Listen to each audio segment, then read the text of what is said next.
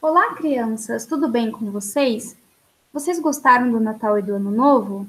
Então, como vocês sabem, agora a gente está em 2021 e a gente terminou de falar sobre o livro de Mórmon, que a gente estudou durante o ano todo.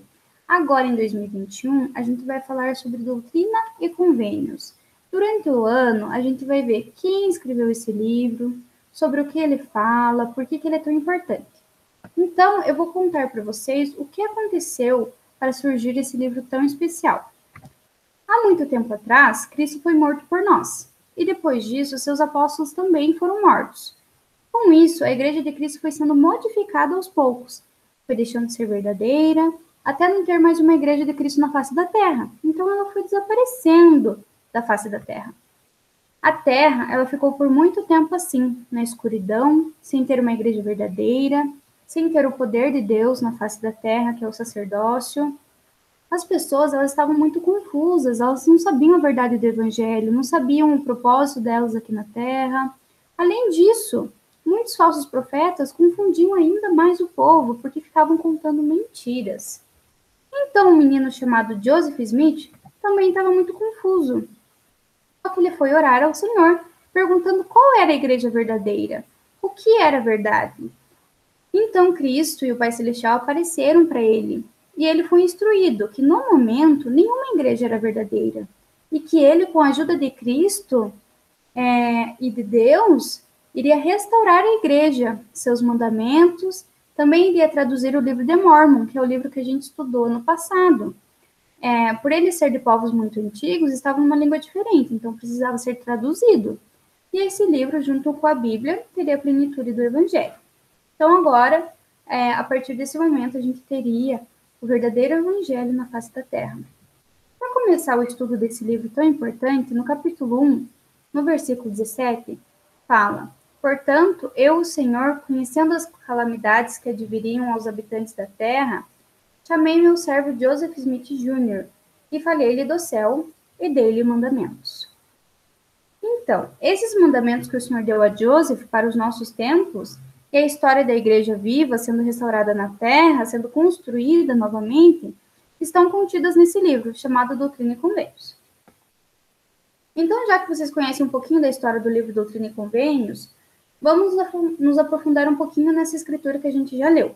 Aqui diz que o Senhor conhecia os desafios que a gente ia enfrentar. Por isso, ele restaurou o evangelho através de Joseph Smith.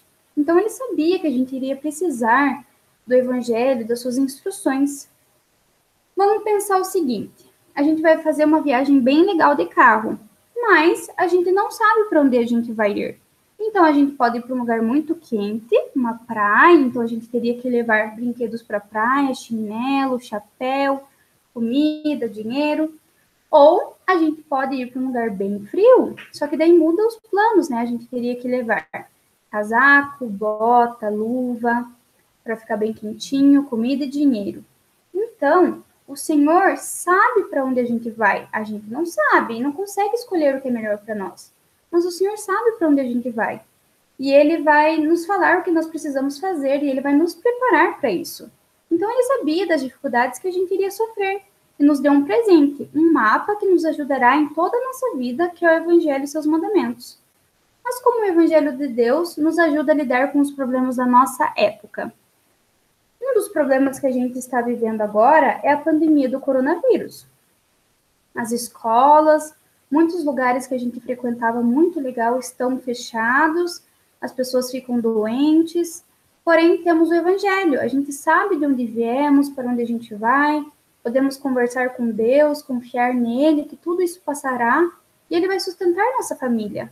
Mas agora vocês já pensaram como seria difícil se não conhecêssemos o Evangelho? A única coisa que a gente veria seria o vírus e o medo que ele causa em nós. Tem a paz e os mandamentos que nos trazem tanta felicidade.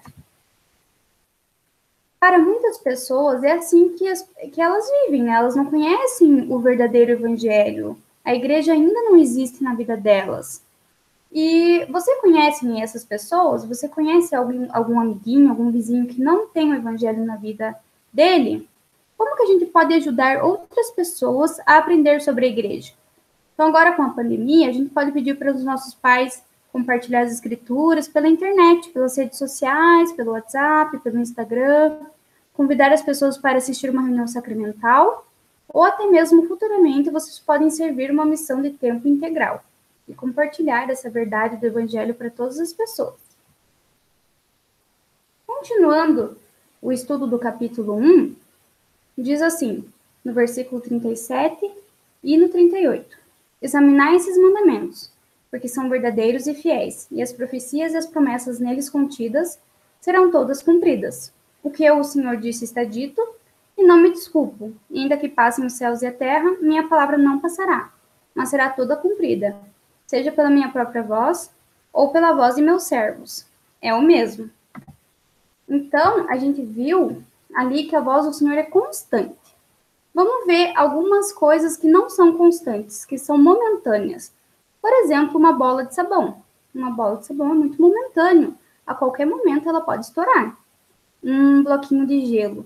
Ele vai derreter, ele não vai ficar assim para sempre. E agora, algo que é bem constante. Por exemplo, uma montanha. O sol é constante. A palavra do Senhor, ela é permanente como uma montanha. E por que é uma bênção a gente saber que a palavra de Deus não passará, que ela é permanente? Porque podemos sempre confiar no Senhor e assim saberemos que quando guardarmos os seus mandamentos, Ele nos abençoará com certeza. E isso inclui a voz dos apóstolos, dos profetas. Porém, a gente precisa conhecer as promessas do Senhor e de seus servos. E a gente faz isso lendo as Escrituras, atualmente escutando as palavras dos profetas nas conferências, nos pronunciamentos, na liarrona. Então, eu sei que a igreja é verdadeira. Eu sou muito grata pelas bênçãos que os mandamentos do Senhor traz na minha vida. Eu sei que esse livro que a gente vai estudar esse ano é sagrado e verdadeiro. E eu deixo essa aulinha com vocês, em nome de Jesus Cristo. Amém. Agora, a gente vai passar um hino relacionado ao mês de janeiro, que será o ler, ponderar e orar.